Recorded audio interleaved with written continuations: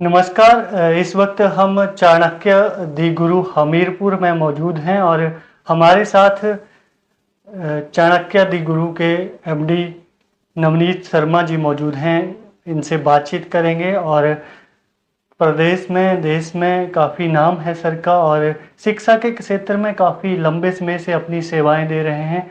आज चर्चा करेंगे उसी शिक्षा के दौर की जो आज के समय में एक कंपटीशन भी है और अलग अलग स्टेज पे जो शिक्षा का स्तर है वो बढ़ता जा रहा है। उसी पे आज चर्चा करेंगे नवनीत शर्मा जी से। सर सबसे पहले तो आपका बहुत बहुत स्वागत है। थैंक यू महेंद्र सर जी। सबसे पहले तो हम आज जानना चाहेंगे, आपके इंस्टीट्यूट की ही बात करेंगे। पिछले कई वर्षों से आप जो हैं वो शिक्षा के क्षेत्र में अपनी सेवाएं दे रहे हैं। सर जी क्या स्थिति बनी सर, और क्या शुरुआती दौर कैसा था और आज का दौर कैसा है? देखिए, जब चाणक्य का हिमाचल में आना हुआ था, तकरीबन 2001 की बात है, जब मेरे कुछ दोस्तों ने इसको स्टार्ट किया था। तो उस टाइम पे कोचिंग और इस तरीके की चीज़ें ऑलमोस्ट ना के बराबर थी। बच्चों को बहुत सारी ज़रूरत थी कि बच्चे अच्छी कोचिंग करते, ट्रेनिंग करते, बट क्योंकि अनअवेलेबिलिटी की वजह से ये चीज़ें पॉसिबल नहीं हो पाती थी। सो हमारे बच्चे अपने नेचुरल टैलेंट के बेसिस पे जितने भी एंट्रेंस एग्ज़ाम को करते थे वो अपने ही बेसिस पे कर पाते थे। उनको कोई अच्छी सपोर्ट नहीं मिल पाती थी, अवेयरनेस की कमी थी। उस दौरान चंडीगढ़, दिल्ली जैसी जगह पे बहुत अवेयरनेस थी। तो मेरी जब जर्नी यहाँ स्टार्ट हुई तो तकरीबन दैट वाज द ईयर 2007। तो हम लोग जब यहाँ पे फुल फ्लेज में चाणक्य में आ गया दोस्तों के साथ, और फिर हमने काम स्टार्ट किया। तो उस टाइम मैंने जो महसूस किया, बच्चों में यहाँ पब्लिक में उतनी अवेयरनेस एंट्रेंस एग्ज़ाम्स को लेके नहीं थी। बहुत सारे स्कूल्स, गवर्नमेंट स्कूल्स थे और प्राइवेट स्कूल भी काफ़ी फ्लरिश हो रहे थे उस दौरान, लेकिन अवेयरनेस नहीं होने की वजह से बच्चों को आइडिया ही नहीं होता था कि करना क्या है। सो वहाँ पे मैंने फिर एक कैंपेन लॉन्च किया, अवेयरनेस कैंपेन। तो we used to visit with our team to the different schools, different colleges to make them aware about engineering, medicine, CAT etcetera, जितने भी एग्जाम एमबीए वगैरह के लिए होते हैं, तो इनके रिगार्डिंग हमने कैंपेन लॉन्च किए। काफ़ी साल हम इस कैंपेन ड्राइव को चलाए। तो कह सकते हो कि कैंपेन में चाणक्य का बहुत बड़ा कंट्रीब्यूशन है हिमाचल को एक डायरेक्शन देने में। बच्चों में अवेयरनेस लगी बढ़ने, धीरे धीरे नंबर ऑफ स्टूडेंट जो है वो काफ़ी बढ़ गया। जो एंट्रेंस एग्ज़ाम पहले तो बच्चे लेते ही नहीं थे, जो ऑल इंडिया वाले थे एंट्रेंस एग्ज़ाम, तो उन्होंने लेने शुरू कर दिए। तो इससे एक जो कैंपेन का जो ड्राइव था हमारा, that was very successful and that has contributed a lot towards the development of the students. Accordingly वो अपने पोटेंशियल को हार्नेस लग पड़े करने। तो ये एक जर्नी जो मुझे लगता है उस टाइम पे बच्चों में अवेयरनेस उस टाइम पे कम थी, बट बच्चों में एंथुजियाज्म, जो मैं आजकल के बच्चों में और उनमें डिफरेंस देखता हूँ, तो उस टाइम एंथुजियाज्म बहुत था, डिसिप्लिन ज़्यादा था। अभी लोगों के पास ऑप्शंस बहुत है, बट एंथुजियाज्म मुझे थोड़ा कम लगता है कंपैरेटिवली। उसके रीजंस कई होते हैं, साइकोलॉजिकल भी हो सकते हैं, कि जब हमारे पास फैसिलिटीज आ जाती हैं तो we start thinking something else. तो हम कुछ और भी सोचना शुरू कर देते हैं कि अभी ये नहीं, ये करते हैं। ऑप्शंस बहुत है, ऑप्शन आ जाते हैं। हाँ, तो उस वजह से कई डिफरेंसेस हैं, बट हाँ, today's world is good enough. बहुत कंजीनियन एनवायरनमेंट है आजकल, बच्चों को जो फैसिलिटीज अवेलेबल हैं, तो उसके हिसाब से बच्चा चाहे तो वो आसमान छू सकता है। पहले शायद ये चीजें नहीं हो पाती थी। जी सर, बात करेंगे 2007 की, आपने बात की 2007 से लेकर अब तक क्या बदला है, बदलाव क्या हुए हैं शिक्षा नीति में, और पहले जो बच्चे होते थे आज के जो बच्चे हैं, और कंपटीशन की बात भी करेंगे क्योंकि कंपटीशन बहुत ज़्यादा हो गया है। बिल्कुल, हर गली नुक्कड़ में आपको कोचिंग इंस्टीट्यूट मिल जाएंगे। बिल्कुल बिल्कुल। तो इसे कैसे देखते हैं सर, कैसे मेंटेन करते हैं? देखिए, दो इम्पोर्टेंट चीज़ें हैं। शिक्षा नीति में जो चेंजेस आए हैं, जो एजुकेशनल पॉलिसीज चेंज हुई, तो पहला एक बड़ा अच्छा मूवमेंट जो स्टार्ट हुआ, that is to oneness of the exam, यानी कि एक सिंगल एग्जाम कंडक्ट किया जाए और उसी से सीट्स डिस्ट्रीब्यूट की जाए टू द डिफरेंट इंस्टीट्यूशंस जो प्रीमियर हैं, चाहे इंजीनियरिंग के हैं, मेडिकल के।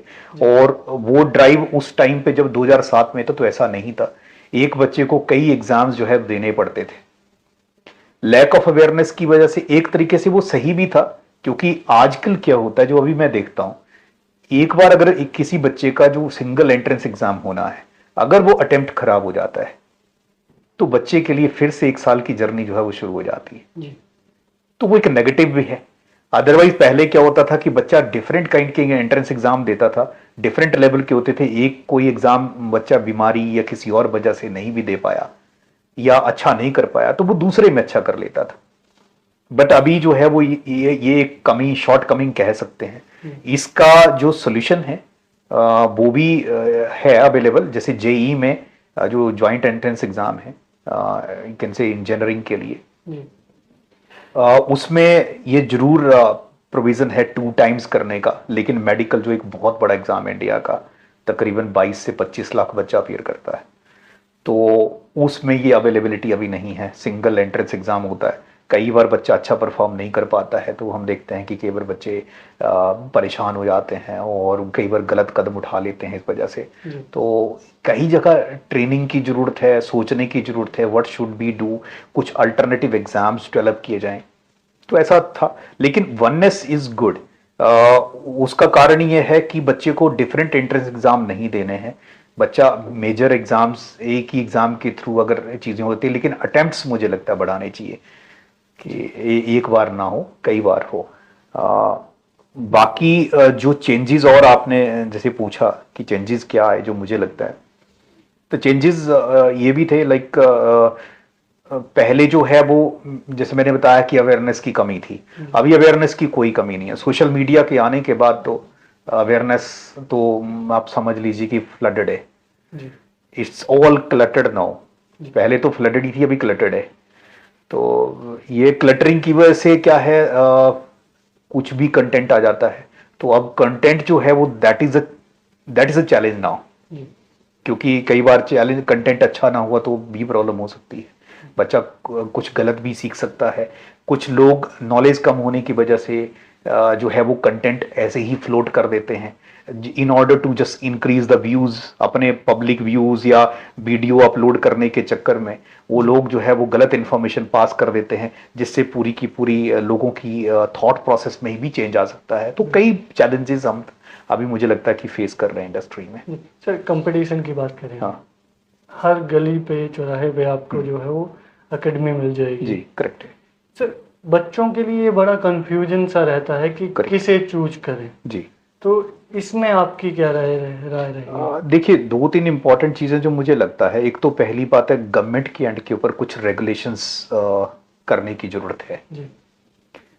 लाइक हम देखते हैं कि जब हम कोचिंग को इस्टेब्लिश कर रहे थे तो हम कंपनी एक्ट के हिसाब से चल रहे थे कि कंपनीज के जो रूल्स एंड रेगुलेशंस होते हैं, और अभी भी मोस्ट जो अच्छे इंस्टीट्यूट हैं या जिन्होंने बड़ा अच्छा काम किया है ऑल इंडिया लेवल के ऊपर, they are all regulated by the companies act.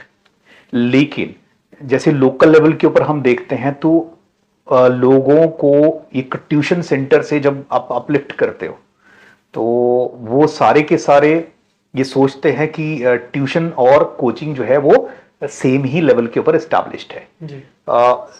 Correct है, कोई प्रॉब्लम नहीं, लेकिन क्योंकि दोनों में पढ़ाना ही है, लेकिन कंपनी एक्ट को बनाना और कंपनी एक्ट के हिसाब से फैसिलिटीज भी चाहिए होती हैं। आपको बिल्डिंग रीस्ट्रक्चर करनी है या स्ट्रक्चर ही अकॉर्डिंगली बनाना है बिल्डिंग का, प्लस आपके उसके कई नॉर्म्स हैं, आपको चाहे जीएसटी कॉम्प्लाइंस है या बिल्डिंग सेफ्टी सर्टिफिकेट्स हैं, फायर सेफ्टी है, ये सारी चीज़ों का ध्यान रखना बड़ा जरूरी है। लेकिन मोस्ट ऑफ द जो इंस्टीट्यूशंस हैं वो इन नॉर्म्स का ध्यान नहीं रखते, तो गवर्नमेंट एजेंसीज को मुझे लगता है थोड़ा सा उसके ऊपर काम करना जरूरी है, बनता है कि वो इसके ऊपर पकड़ बनाए रखें।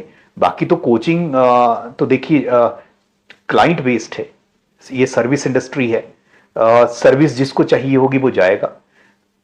जो कस्टमर या जिनको हम कह सकते हैं कि स्टूडेंट्स हैं या उनके parents, choose to choose a institution, an institution is a confusing, maybe confusing, but it is not that much confusing.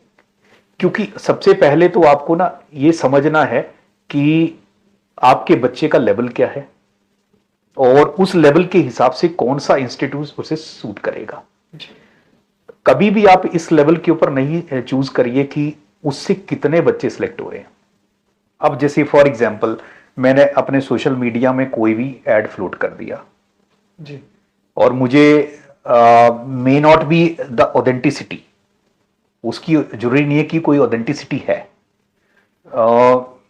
उस एड को देख के बहुत सारे लोग आ गए, लेकिन आने के बाद उनको कुछ टाइम के बाद समझ में आता है कि this is not the suitable institution for me. जी, तो उस टाइम पे क्या होता है कि it is useless to cry over the spilled milk. पुरानी कहावत है जी, कि कोई फायदा नहीं है जब once the time is past. जी, तो बिफोर यू स्टार्ट समथिंग, आपको सबसे पहले तो अपने बच्चे का ना लेवल चेक करना है, या बच्चे को अपना लेवल चेक करना है कि मुझे एक्चुअली मैं क्या करना चाहता हूं। इसके लिए हमने चाणक्य में एक लेवल टेस्टिंग की फैसिलिटी जो है अवेलेबल कराई है, that is free of cost. जी, बच्चा जो है वो इधर आके लेवल टेस्ट करेगा, कोई भी बच्चा ले कोई भी बच्चा किसी भी क्लास का किसी भी लेवल का इधर आके लेवल टेस्ट करा सकता है, और फॉलोड बाय इंटरव्यू।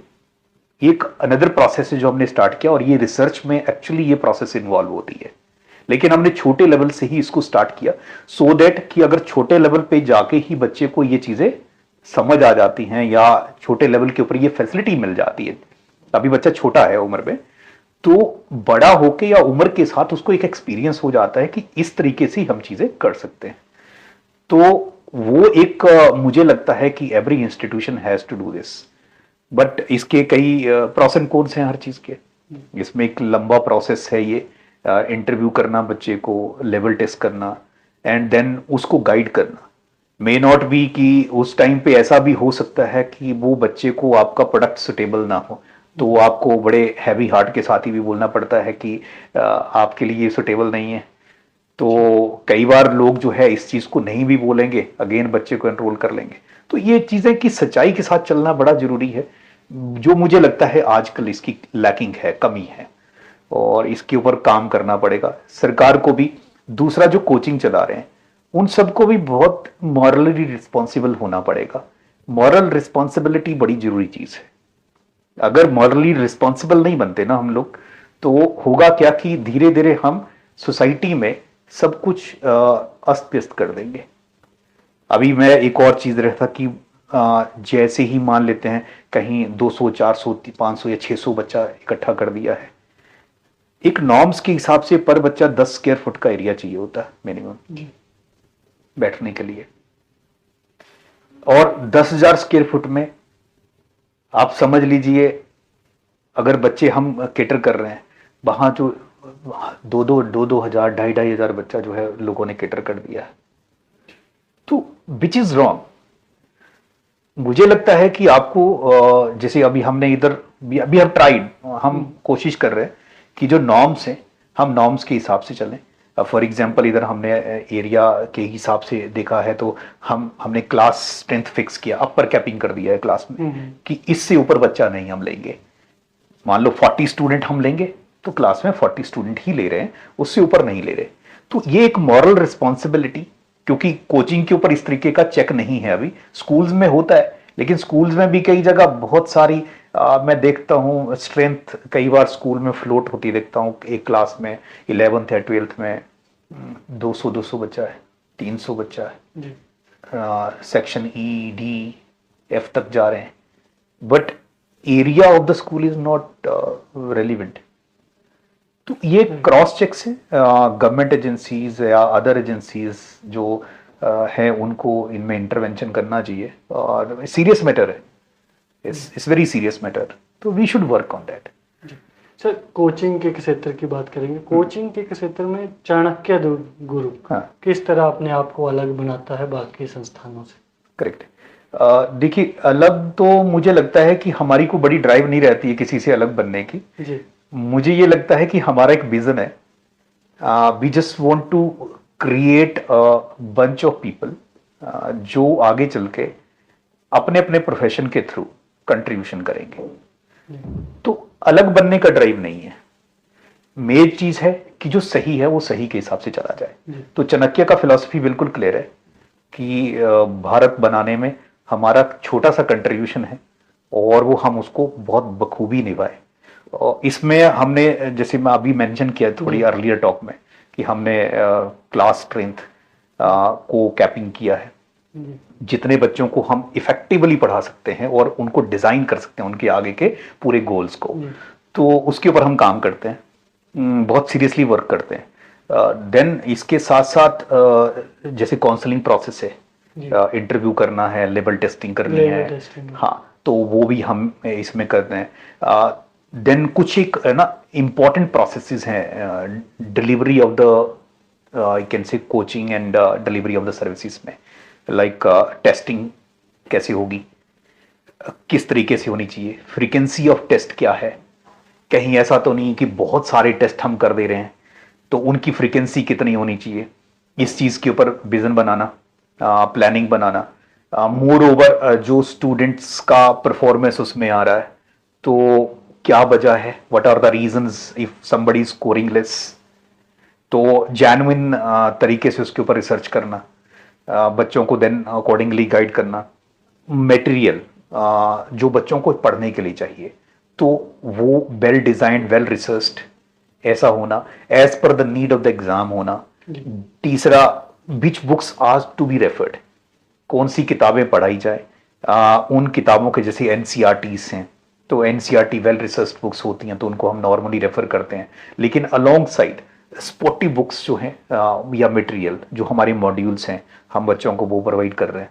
तो इस तरीके से पूरा technically, and again very important process जो हम इधर फॉलो करते हैं, हर क्लासरूम में हमारे पास प्रेजेंटेशंस के लिए प्रोजेक्टर्स हैं connected to the computer and connected to the internet as well, तो वो सारे ही हमने वहां लगा रखे हैं और एक फ्रीडम दे रखी है वहां पे क्लासरूम में कि अगर कहीं पे भी टीचर को या बच्चे को कोई डाउट है तो उस डाउट को नेट के मीडियम से, अभी बहुत सारी साइट्स हैं जो एक्सेस प्रोवाइड करती हैं इस चीज के लिए, तो वो भी अवेलेबल हो जी, तो वो भी हम करते हैं। तो इस तरीके से थोड़ा सा मुझे लगता है कि इस तरीके की अप्रोच ये अलग बनाने वाली, मुझे लगता है कि इस तरीके की अप्रोच को लोगों को फॉलो करना चाहिए, किसी भी कोचिंग इंस्टीट्यूट को या किसी भी एजुकेशनल इंस्टीट्यूट को। सर, बात करेंगे एक समाज जो पूर्ण है, मतलब सभी सुविधाओं से पूरा है जी, लेकिन सर एक जो अपने बच्चों को अच्छी तरह पढ़ा सकता है, उसके बीच का एक मिडिल क्लास और उसके नीचे के जो लोग हैं जी, उनके लिए क्या सुविधा रहती है आपके पास? बिल्कुल, क्योंकि वो उनको जो है वो सरवाइव करना काफी मुश्किल हो जाता है। अगर बच्चे ने डॉक्टर बनना है तो उतना खर्चा नहीं उठा पाते हैं, पेरेंट्स नहीं कर पाते। आप क्या सुविधा देते हैं? बिल्कुल, इसमें महेंद्र जी हमारे पास ना एक हमारी इधर एक पॉलिसी है जी, policy for the support of the people who can not afford जी। तो उस केस में हम लोग जो है, जैसे मैंने कहा, लेवल टेस्ट और जो इंटरव्यू है जी, वो इसलिए भी होता है कि हम आइडेंटिफिकेशन कर लेते हैं। तो मैं कहता हूं कि ऐसे लोगों को जिनको लगता है कि हमारे अफोर्डेबिलिटी नहीं है या उस लेवल तक कई बार लो इनकम ग्रुप के लोग हैं तो वो शायद कोचिंग को अफोर्ड नहीं कर पाते हैं फीस को, उस केस में वो इधर लेवल टेस्ट कराएं, इंटरव्यू कराएं, और अगर मुझे लगेगा कि ये बच्चा कर सकता है, इसमें वो पोटेंशियल है, तो हम उस बच्चे को डिफरेंट लेवल्स के ऊपर कैटेगराइज करके उसको सपोर्ट कर सकते हैं। और सपोर्ट जो है हमारी 10% फीस वेवर से लेके 100% फीस वेवर तक जाती है। अगर कोई भाग्य जेन्युइन केस है, बच्चे में वो बात है, बस इस वजह से क्योंकि वो लो इनकम ग्रुप का है, इनकम उतनी नहीं है उनकी, और बच्चे को हमारी सपोर्ट की जरूरत है, तो मैं अपनी तरफ से बच्चे को सपोर्ट करता हूँ। उसकी किताबों के खर्चे, उसके रहने का खर्चा, उसका खाने का खर्चा, जो भी होता मैं अफोर्ड करता हूँ अपनी तरफ से। और ये एक नंबर है और इसके लिए मैं किसी भी लेवल तक जा सकता हूँ। और ऐसे कई बच्चे हैं जो आगे चल के जिनको हमने सपोर्ट किया इस सिस्टम के थ्रू, डॉक्टर्स बने, इंजीनियरिंग में अभी कुछ साइंटिस्ट हैं, तो वो एक सेटिस्फेक्शन है अपना, दैट इज अ कंट्रीब्यूशन। और मुझे नहीं लगता, एक ही बार ऐसा भी आता है कि कई लोग सोचते हैं कि मैंने इतना किया, मुझे लगता है कि इट्स आवर ड्यूटी जी। और यही एक तरीका है समाज को लिफ्ट करने का। सर, बात करेंगे प्रदेश के जनजातीय क्षेत्रों की। जी। हमीरपुर को हब माना जाता है करेक्ट। एजुकेशन का, जी। और बड़े दूर दूर से बच्चे आते हैं आपके पास। करेक्ट। जैसे जो पांगी जनजातीय क्षेत्र से, हाँ जी। भरमौर वगैरह जी। से, उनके लिए क्या रहने का कैसे सुविधा रहती है सर? देखिए, इसमें कुछ एक सीट्स हमने हॉस्टल क्रिएट किया है। जी। और इधर पीजीज भी बहुत है। इससे हम्म। हम दो तरीके से समझ लिए कि हमीरपुर को भी डेवलप कर रहे हैं। पहला चीज़ कि हॉस्टल में कुछ लिमिटेड सीट्स होती हैं, तो हम कोशिश करते हैं बाहर से जो बच्चा आया उसको इतना अवेयरनेस नहीं होती है, तो हॉस्टल में जगह मिल जाए तो उसमें एक नॉमिनल चार्जेस के ऊपर बच्चे को रहना, खाना, लॉन्ड्री सब इसमें अवेलेबल रहता है, security, everything is there. But PGs वाले लोग भी हैं इधर, बहुत अच्छा काम कर रहे हैं कई पीजी वाले। कुछ में प्रॉब्लम भी है लेकिन कई बहुत सारा अच्छा रोल भी कर रहे हैं। तो बच्चों को वो सपोर्ट मिल जाती है, तो यहाँ रहने की वैसी कोई प्रॉब्लम आती नहीं है हमीरपुर में अभी सो फार। रीजन अच्छे वेल डेवलप्ड पीजी हैं, लोग प्रोफेशनल हो चुके हैं अभी काफी लोग, और जो बाकी अभी प्रोफेशनल उस लेवल पे नहीं है वो धीरे धीरे वो भी हो जाएंगे। तो वी आर ट्रेनिंग देम कि ऐसे नहीं है, ये फैसिलिटीज आप अवेलेबल कराओ, देन हम बच्चे भेजेंगे। तो इस तरीके से चीजें ये जो जनजातीय क्षेत्र के बच्चे होते हैं जी। सर, इनके लिए कोई स्पेशल सुविधा भी देता है चाणक्य अधिगुरु? हाँ जी बिल्कुल। जैसे मैंने अगेन कहा, मैंने एक ही पॉइंट के ऊपर लाइफ में वर्कआउट किया है, और वो पॉइंट है लो इनकम ग्रुप। जी। जनजातीय हो या अर्बन, जी। अगर पैसे की कमी किसी के पास है तो वो एजुकेशन में आड़े नहीं आएगी। क्योंकि मुझे लगता है कि कई बार जनजातीय क्षेत्र में भी अच्छी पेमेंट वाले लोग होते हैं, तो वो कर सकते हैं, वो कर सकते हैं। ठीक है। इवन किसी भी जाति में, किसी भी धर्म में जो है वो आदमी गरीब हो सकता है जी। या वो poor in the sense not morally but poor in the sense of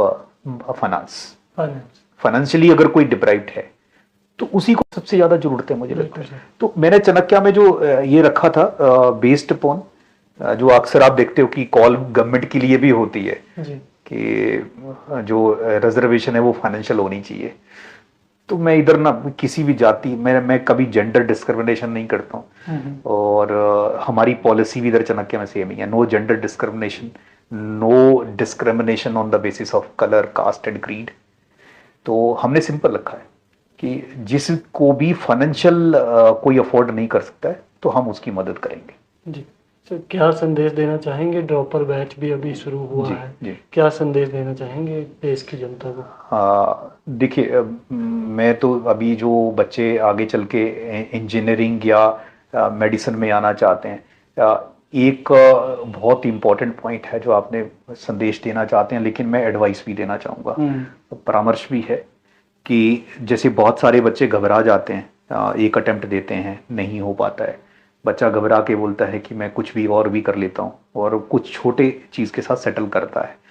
तो मुझे कोई प्रॉब्लम नहीं है, बिकॉज सोसाइटी में हर तरीके का एक रिस्पॉन्सिबल प्रोफेशनल चाहिए, करने में कोई प्रॉब्लम नहीं है। लेकिन मुझे लगता है कि give your self a chance, अपने आप को एक चांस जरूर दो।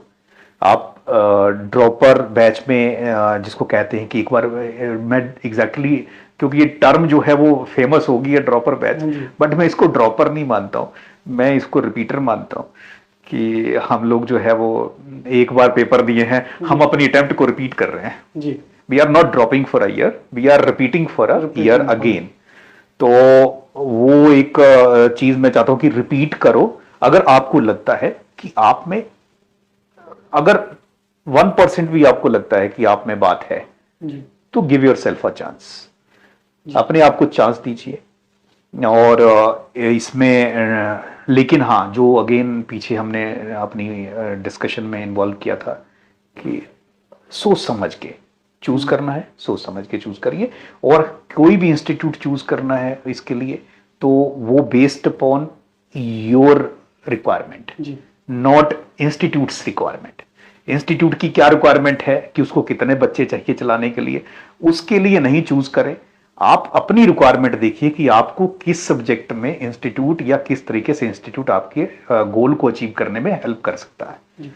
सर, शिक्षक, अंतिम सवाल मेरा आपसे रहेगा, शिक्षक होने के नाते पेरेंट्स को क्या संदेश देना चाहेंगे, क्योंकि पेरेंट्स जज नहीं कर पाते हैं कि बच्चा किस मोमेंट की ओर जा रहा है। आजकल आपको पता है नशा भी काफ़ी जी हो बिल्कुल। गया है। हाँ, तो पेरेंट्स को क्या संदेश रहेगा सर आपका? पेरेंट के लिए तो मैं ये कहूँगा कि पेरेंट का बहुत बड़ा रोल रहता है।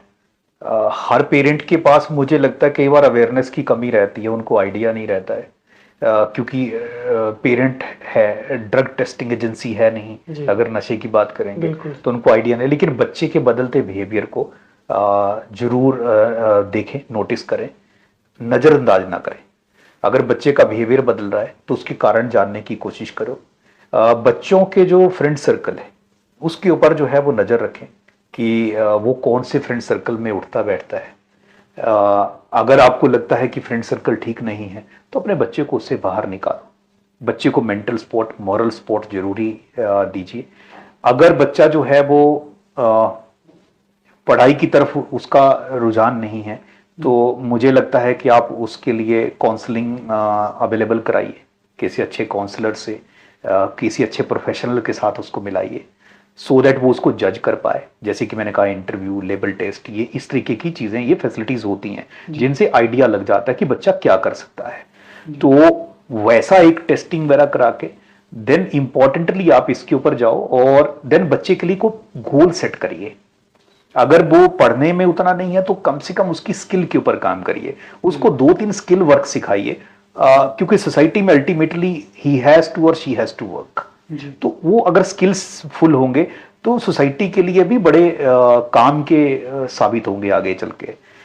पढ़ाई का मकसद जो है वो मुझे लगता है कि इनोवेशन है। पढ़ाई का मतलब ये नहीं है जो हम सोचते हैं कि नौकरी करना है। पढ़ाई का हम एक्चुअली पेरेंट जो है वो नौकरी के हिसाब से पढ़ाई को ले लेते हैं। तो मुझे लगता है कि पढ़ाई को आप ना थोड़ा साइड में लीजिए।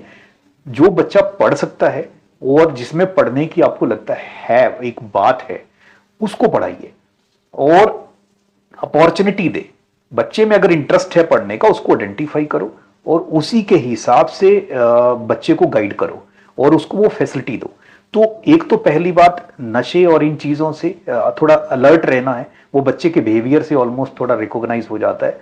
दूसरा जो इंपॉर्टेंट है, एक्ट एज अ फैसिलिटेटर। आप फैसिलिटेटर बनिए रादर देन द प्रीचर्स। कई बार हम लोग प्रीचर बन जाते हैं, अब प्रीचिंग की एबिलिटी सबकी नहीं होती है जी। तो वो बड़े डिफाइंड लोग होते हैं प्रीचर्स। तो हमें जो है we should act as a facilitator कि क्या फैसिलिटी हमें देनी है और कौन सी फैसिलिटी से हमने बच्चे को वंचित रखना है जी। तो वो हमारा decision that should be very important. इस चीज को थोड़ा पेरेंट को टेकअप करना है। बाकी देखिए, हर आदमी का रोल है जिंदगी में, सब डॉक्टर नहीं बनेंगे, सब इंजीनियर नहीं बनेंगे। अगर आपको एक पॉइंट ऑफ टाइम के ऊपर लगता है पेरेंट को कि मेरा बच्चा वो नहीं बन पाएगा, तो उस केस में जो है वो वर्कआउट करना है। ठीक है, सो ये this is the important thing which we need to do. बहुत बहुत धन्यवाद सर हमारे साथ जुड़ने के लिए। Thank you. ये थे हमारे साथ नवनीत शर्मा जी, चाणक्य दी गुरु के एमडी, जिन्होंने शिक्षा के क्षेत्र में अपना एक महत्वपूर्ण योगदान दिया है। मिलेंगे आपके साथ नई शख्सियत के साथ, तब तक के लिए धन्यवाद।